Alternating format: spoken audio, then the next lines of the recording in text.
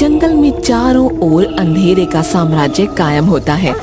एक पेड़ के नीचे सभी भूत बैठे किसी का इंतजार कर रहे होते हैं। तभी कक्काल अपने दोनों चेले टीपू और सुल्तान के साथ उड़ता हुआ उस पेड़ के नीचे आ जाता है। ये क्या भूत बॉस, यहाँ सभी भूत मुंह लटकाए क्यों बैठे हुए हैं? इनकी बुरी शक्ल देखकर तो ऐसा लग रहा है जैसे आज इन्होंने किसी को तंग ही नहीं किया। अबे भूत की शक्ल बुरी ही होती है, तुझे क्या लगता है भूत कोई फिल्मी ट्रैक्टर कैसा दिखता है?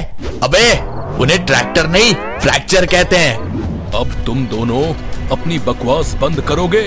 ना उन्हें ट्रैक्टर कहते हैं और ना उन्हें फ्रैक्चर कहते हैं, उन्हें एक्टर कहते हैं, एक्टर। इन सब भूतों को मैंने ही यहाँ पर बुलाया है क्योंकि मुझे सभी भूतों से एक बहुत जरूरी बात करनी है। समझ गया, आपने हम सब भूतों की एक चीटिंग बुलाई है। अबे उसे चीटिंग नहीं ईटिंग कहते हैं। तुम दोनों अपना मुंह बंद करोगे? ना उसे चीटिंग कहते हैं ना उसे ईटिंग कहते हैं, इसे मीटिंग कहते हैं। मीटिंग मतलब भूतों की मीटिंग। मैंने एक मीटिंग बुलाई है। सॉरी भूत बॉस, अब हम नहीं बोलेंगे। तुम सब अब मेरी बात बहुत ध्यान से सुनो। पहले हम लोग इंसानों को पुराने स्टाइल से डराया करते थे, समझे? हम अचानक पेड़ से उड़ते हुए अचानक उनके सामने आ जाते थे और कभी कभी रूप बदलकर उनके सामने आ जाते थे। यही हमारे डराने के तरीके थे। लेकिन अब इंसान हमारी चाल समझ गए हैं, वो आधुनिक हो गए हैं। इसलिए अब हमें भी सारे इंसानों को आधुनिक शैली में ही डराना होगा, समझे तुम सब? आजकल का दौर फेसबुक, ट्विटर और इंस्टाग्राम का है। हम सारे भूत फेसबुक, इंस्टाग्राम और ट्विटर के अंदर घुसकर उन्हें डराएंगे। हाँ। लेकिन आप कुछ भूल रहे हैं भूत बॉस। क्या कहना चाहते हो तुम? आपकी इस मीटिंग में एक भूत तो आया ही नहीं। भोलू, मुझे पूरी उम्मीद है कि तुम इस समय सो रहे होगे। माफ कीजिएगा, मैंने आपकी सारी बातें सुन ली। लेकिन वो कैसे? तुम तो यहाँ पर मौजूद ही नहीं थे। मैं इस पेड़ के ऊपर लेटा हुआ बातें सुन रहा था। तो फिर जाओ, अपने अपने काम पर लग जाओ। कल से मुझे हर उस इंसान के चेहरे पर डर दिखना चाहिए जिसके हाथ में मोबाइल है। अरे मैं तो भूल ही गया कि भूत बॉस ने मुझे मोबाइल के अंदर घुसकर लोगों को डराने का आदेश दिया था।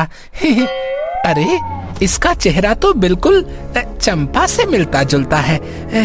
वही चंपा जिससे मैं जीवित रहते हुए अपने दिल की बात नहीं कर पाया था। क्या बात है निधि, 1 घंटे से देख रही हूँ, मोबाइल से तेरी नजर हट ही नहीं रही। किससे चैट कर रही है? तू तो ऐसे बात कर रही है नंदिनी जैसे कि तू तो मोबाइल की तरफ देखती ही नहीं। अब सही सही बता, तू अभी कुछ देर पहले मोबाइल पर किससे बात कर रही थी? मेरा बॉयफ्रेंड है ना। कहीं तू सुखिया चाचा के बेटे चंपक के बारे में तो बात नहीं कर रही? बिल्कुल सही कहा, कल मैंने उसे दोपहर के समय अपने घर पर मिलने के लिए बुलाया था। उस समय मैं अकेली थी। बेचारा, वो जैसे ही मिलने आया माता पिता आ गए। फिर क्या हुआ नंदिनी? वो बेचारा गाना ही गाता रहा और मन महसूस कर वहाँ से चला गया। कौन सा गाना? अंगना में बाबा दुआरे पे माँ। कैसे आए गोरी हम तोहरे घर माँ, कैसे आए गोरी हम तोहरे घर माँ। अरे ये कौन बोला? आवाज तो मुझे भी लगी, हो सकता है हम दोनों का वहम हो। इस सुंदर लड़की को देखकर मैं अपने आप को कुछ कुछ होता है वाला शाहरुख खान क्यों महसूस कर रहा हूँ। हाय, मैं भोलू, नाम तो सुना ही होगा। अभी चुप रहना ही बेहतर होगा। तुम गांव वाले 21वीं सदी में भी वही 90 के दशक के घिसे पिटे गाने सुनते रहते हो। अरे जमाना बदल गया है, आजकल के प्रेमी डिस्को दीवाने सुनते हैं। इसका मतलब ये शहर की है। वैसे तेरा वाला कब मिलने आ रहा है? चिंता मत कर, जैसे ही आएगा सबसे पहले मैं तुझे मिलवाऊंगी। वैसे वो कल आ रहा है। समझ गया। क्यों ना मैं इसके बॉयफ्रेंड का रूप बदलकर इसके पास आ जाऊं और इससे विवाह करके हमेशा के लिए अपना जीवन धन्य कर लूं। लेकिन इसका बॉयफ्रेंड दिखता कैसा होगा? अरे मैं भी वाकई भोलू ही हूँ, भूल ही गया कि इसके मोबाइल में जरूर इसके बॉयफ्रेंड का फोटो होगा। अब समझा, इसका बॉयफ्रेंड शहरी व्यक्ति जैसा दिखता है। क्यों ना मैं अभी इसका बॉयफ्रेंड बनकर आ जाऊं। नहीं, अभी नहीं, कल जब मेरी प्यारी निधि सोकर उठेगी तब अचानक फिल्मी स्टाइल में एंट्री मारूंगा।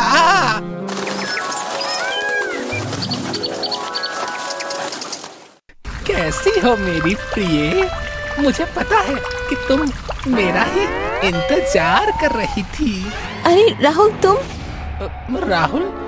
कौन राहुल? कहाँ है राहुल? अरे तुम डर क्यों गए? तुम्हारी तबीयत तो ठीक है? अरे मैं तुमसे ही बात कर रही हूँ। मैं भी कितना बुद्धू हूँ, इसके बॉयफ्रेंड का नाम तो मुझे मालूम ही नहीं।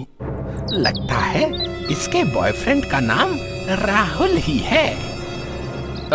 हाँ, मैं भूल गया। भूल गया? What nonsense! तुम तो अमेरिका में रहते हो और अमेरिका में सब तुम्हें मिस्टर परफेक्शनिस्ट कहते हैं। तुम अपना नाम ही भूल गए। और वैसे तुम तो अगले महीने आने वाले थे ना? अरे तुमने तो अपनी सहेली से कहा था कि मैं कल आने वाला था। लेकिन तुम्हें कैसे मालूम? कल मैं नंदिनी से इसी बारे में बात कर रही थी। वो सब छोड़ो निधि, मैं इतने सालों बाद तुमसे मिलने आया हूँ। मुझसे गले मिलने की बजाय तुम मुझसे नाराज हो रही हो। हाँ। What nonsense! जब से आए हो बकवास पर बकवास किए जा रहे हो। पिछले महीने तो तुम मुझसे मिलकर गए थे। I am just joking, darling. मैं तो मजाक कर रहा था। लेकिन तुम तो मजाक नहीं करते। तुम्हें तो मजाक बिल्कुल पसंद नहीं। अब यहीं पर खड़ी रहकर बातें करती रहोगी या कहीं घूमने भी चलोगी? पहले अंदर चलते हैं। माँ और पिताजी से नहीं मिलोगे क्या? क्या विवाह से पहले माँ और पिताजी से मिलना कुछ अजीब नहीं है? अब तुम मेरा दिमाग खराब कर रहे हो। इससे पहले कि मैं तुम्हारे गाल पर हमेशा की तरह पंजाबी वाला थप्पड़ जड़ दूं, चुपचाप अंदर चलो। ये तुम्हारे साथ कौन है निधि? पिताजी, राहुल है, जिसके बारे में मैंने आपसे बात की थी। अच्छा, मैं समझ गया।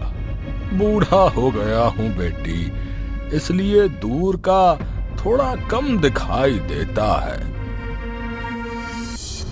तो तुम कहाँ पर रहते हो? वैसे तो मेरा रहने का कोई ठिकाना नहीं। कभी इस पेड़ पर, कभी उस पेड़ पर। यहाँ क्या कर रहे हो तुम? पेड़ पर तो बंदर रहते हैं। निधि, तुमने तो कहा था कि राहुल काफी समझदार है। ये तुम क्या बोल रहे हो? पिताजी तुमसे पूछ रहे हैं तुम अमेरिका में कहाँ रहते हो। I am just joking. Nidhi ने तो आपको बताया होगा कि मैं अमेरिका में ही रहता हूँ। हाँ, मैं जानता हूँ तुम अमेरिका में रहते हो। काफी सालों पहले मैं भी अमेरिका में ही रहता था। वैसे अमेरिका में कहाँ रहते हो? अरे ये कहाँ फंस गया मैं। जब मैं जीवित था तब मैंने अमेरिका को सिर्फ टीवी और अखबार में ही देखा था। मैं अमेरिका का नाम तक ठीक से नहीं पढ़ सकता। क्या बात है? क्या सोच रहे हो? जल्दी बताओ, अमेरिका में कहाँ रहते हो तुम? अरे कुछ तो बताना ही पड़ेगा, नहीं तो इन लोगों को शक हो जाएगा। अगर जरा भी शक हुआ ना तो ये सब तेरी पीट कर बुरी हालत कर देंगे। जी, मैं अमेरिका में पुनियापुर एरिया में रहता हूँ। ये तुम क्या बोल रहे हो? पिताजी तुमसे पूछ रहे हैं तुम अमेरिका में कहाँ रहते हो। अमेरिका के कुछ हिस्से में भारतीय लोग रहते हैं ना, उस छोटे से हिस्से को पुनियापुर ही कहते हैं। मैं वहीं रहता हूँ। बस बहुत हो गया। मैंने तो अमेरिका में पुनियापुर एरिया का नाम भी नहीं सुना। वो क्या है ना कि हम सब भारतीयों को अपने देश की बहुत याद आती है, इसलिए हमने अपने एरिया का नाम अपने ही गांव के नाम से रख लिया है। और वो नाम तुमने इसी गांव का ही क्यों रखा? मैं आपकी बात का मतलब नहीं समझा। तुम जिस गांव में इस समय बैठे हुए हो उस गांव का नाम भी पुनियापुर ही है। तुम जानते हो अमेरिका में मैं पहले क्या करता था? अब नहीं। मैं अमेरिका में पहले घोस्ट भगाने का काम करता था। घोस्ट का मतलब जानते हो तुम? भूत प्रेत। पता नहीं मुझे तुम पर क्यों शक हो रहा है, जैसे कि तुम कोई इंसान नहीं हो। ये कैसी बात कर रहे हैं पिताजी आप? राहुल की तबीयत सही नहीं है, शायद वो इसलिए ऐसी बातें कर रहा है। हेलो, कौन बोल रहे हो तुम? मैं राहुल बोल रहा हूँ निधि। इतनी जल्दी भूल गई तुम? मैंने तुम्हें ये बताने के लिए फोन किया है कि मैं अगले महीने आने वाला था ना, तो मैं अगले महीने नहीं आ पाऊंगा। मैं 2 महीने बाद आ पाऊंगा क्योंकि मेरी कंपनी ने मुझे छुट्टी नहीं दी। अब प्लीज नाराज मत होना यार तुम। क्या? लेकिन तुम तो मेरे साथ मेरे कमरे में माँ और पिताजी के सामने बैठे हुए हो। तुम्हें तो अच्छी तरह से पता है कि मुझे मजाक करना बिल्कुल भी पसंद नहीं है। कौन हो तुम? ये तुम्हें अचानक क्या हो गया निधि? मैं तुम्हारा राहुल हूँ। नाम तो सुना ही होगा ना। अगर तुम राहुल हो तो फिर अभी मेरे पास जिसका फोन आया था वो कौन है? सीधी तरह से बता दो कौन हो तुम। जल्दी बताओ, नहीं तो शाहरुख खान की जगह तुम्हें झाड़ू खान बना दूंगी। ना ना निधि, अपने राहुल को जाने दो प्लीज। मुझे जाने दो। मैं अब दोबारा यहाँ पर कभी नहीं आऊंगा। ऐसे कैसे जाने दे सकती हूँ राजा जी, जब तक तुम ये नहीं बताओगे कि तुम हो कौन। अरे भोलू, तू कहाँ फंस गया? आखिर तुझे क्या जरूरत पड़ी थी अपने गले में मुसीबत मोल लेने की? तेरी आशिकी ने तो आज तुझे मरवा कर ही छोड़ा। अरे मैं तो मर ही चुका हूँ, भूल ही गया था। मुझे माफ कर दो, मैं एक भूत हूँ। कल मैं तुम्हारी बातें सुन रहा था, मुझे तुमसे पहली नजर में देखकर प्रेम हो गया था, इसलिए मैं तुम्हारे बॉयफ्रेंड की शक्ल लेकर तुम्हारे सामने आ गया। मूर्ख! भूत क्या वास्तव में तेरे जैसे ही मूर्ख होते हैं क्या? तू जिसे मेरा बॉयफ्रेंड बता रहा है ना, वो मेरा बॉयफ्रेंड नहीं बल्कि मेरा हस्बैंड है, जिससे मैंने अपने माता पिता के बगैर बताए अमेरिका में शादी कर ली थी। भागता कहाँ है? अरे मुझसे तो बड़े बड़े भूत भागते थे, और तेरी इतनी हिम्मत कि तू मेरे दामाद का रूप बदलकर मेरी बेटी को धोखा देने आया था।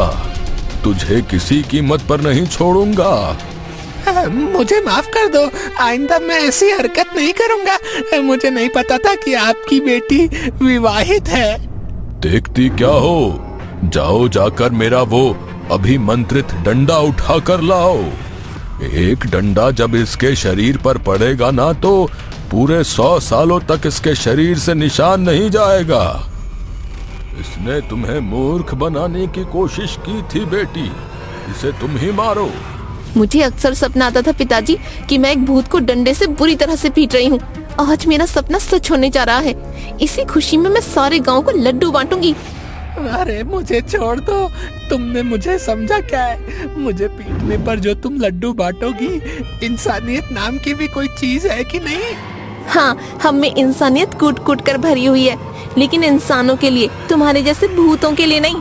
भूत बॉस, टीपू सुल्तान, मुझे बचाओ,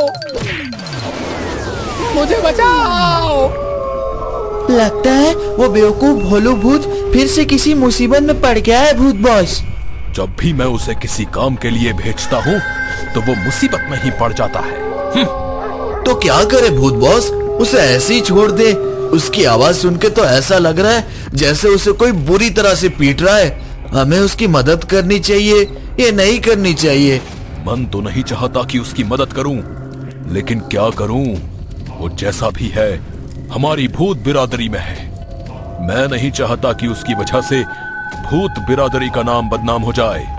चलो मेरे साथ।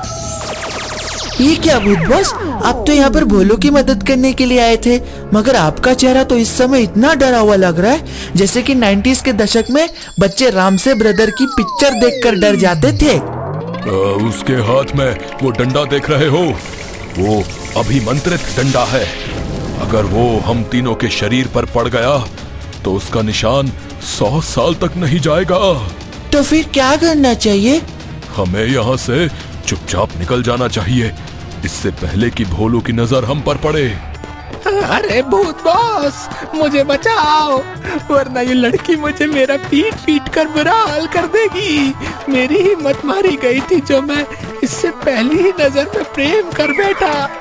अच्छा, तो ये सारी की सारी सजा तुम्हें प्रेम करने की मिल रही है? फिर तो अच्छा है। तुम्हें पता चलना चाहिए कि प्रेम आग का दरिया होता है और उसमें डूब कर जाना होता है।